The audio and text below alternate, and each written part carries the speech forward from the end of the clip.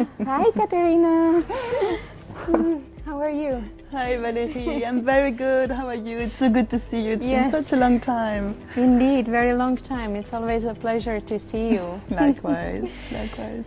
And it's actually very timely that I see you. I wanted to call you because yesterday I had a very interesting discussion with colleagues in the field, and they asked me an interesting question actually that I thought would be best to discuss with you. How UNHCR could collaborate with national human rights institutions at field level on the issues related to statelessness?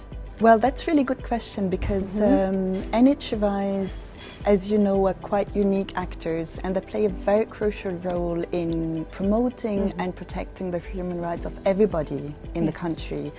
And here I mean everybody regardless of citizenship, so including both citizens and those statelessness persons.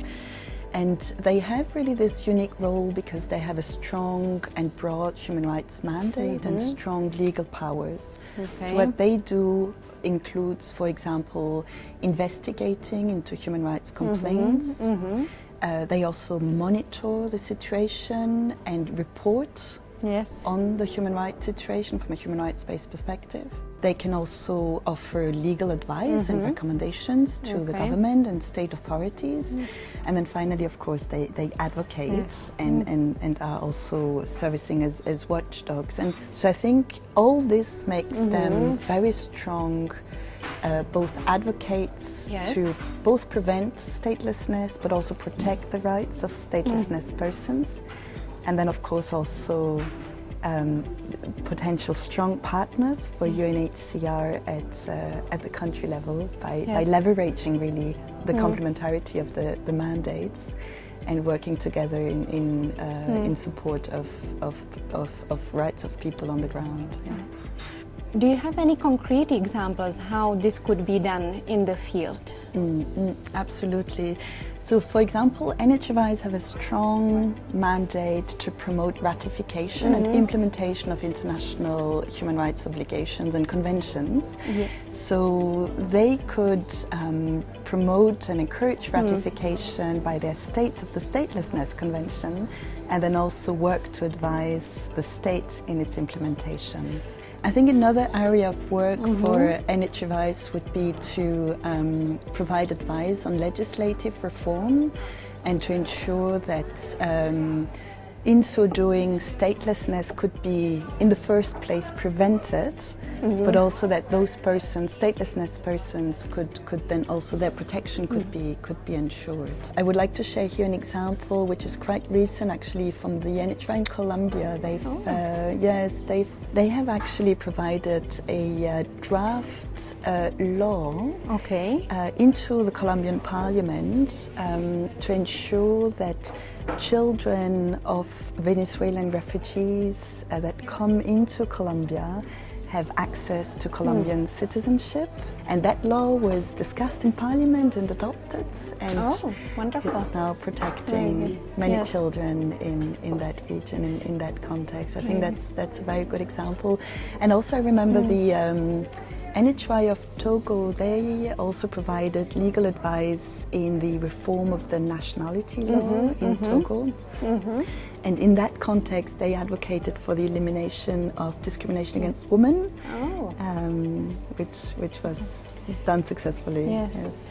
Actually, I think already in Côte d'Ivoire there was a very nice collaboration between the National Human Rights Institution and UNHCR when they signed an MOU to work on a joint advocacy to advocate for ratification of the two statelessness conventions. So this is a very good example and definitely could inspire also other operations. Absolutely, absolutely. I'm sure it could be translated into other country contexts, and we should promote these examples further.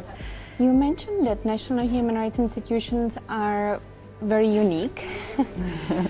If I am not mistaken, they also have really access to parliaments, to government members. So Could we use this access to promote questions related to reduction and prevention of statelessness and the mandate of national human rights institutions? Absolutely. I think it's an excellent point, Valérie, and I think really we can use that in twofold ways. First of all, I think that's extremely important in terms of promoting legislative reform, providing legislative advice. But it's also important because NHRIs have a reporting mandate, and so they report to government, they report to Parliament on the human rights situation, and in fact they can include be it in their annual regular reports, but also in thematic special reports, information about the situation of statelessness, and include also in these reports then specific information and specific recommendations on how the situation can be addressed. And NHRIs also, let's not forget, have a very important bridging role with the international level, and they can also submit obviously these reports and recommendations and data, that evidence that they have collected through their monitoring work to the human rights protection mechanisms, for example the Universal Periodic Review or the treaty bodies, so that also these issues can be taken into consideration when their countries are being reviewed by the human rights mechanisms. Actually, listening to you and brainstorming, I think there are many ways definitely that UNHCR and national human rights institutions can collaborate.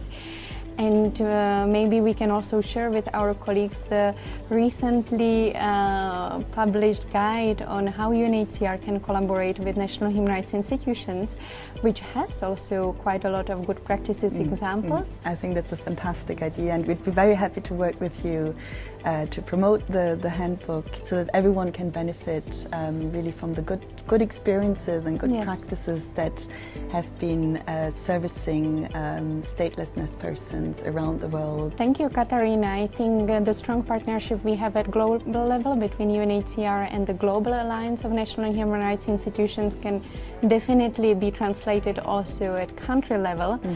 For sure, it may be already in place, but even strengthened, and also in the context of statelessness, and looking forward to working further with you. Likewise, Valérie. Thank you so much for the partnership.